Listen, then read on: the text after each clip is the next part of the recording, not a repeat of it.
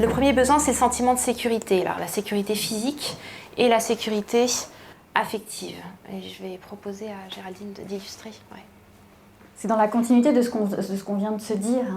Quand les enfants arrivent à l'école, 2 ans et demi ou 3 ans, notre première mission en tant qu'éducateur, c'est de devenir une figure d'attachement pour les enfants. Parce que ça va être leur premier travail. En fait, ils sont parachutés dans un nouvel environnement où il n'y a pas leur principale figure d'attachement, qui sont papa, maman, ou éventuellement la nounou, l'assistante maternelle qui était avec eux avant.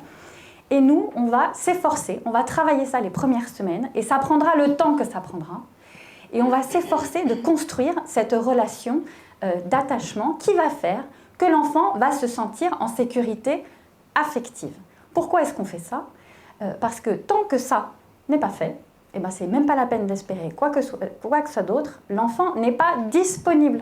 Il ne sera pas disponible pour les histoires, il ne sera pas disponible pour le travail, il ne sera pas disponible pour entrer en interaction avec l'autre, et je vais même plus loin, il ne sera pas disponible pour manger, il ne sera pas disponible pour dormir.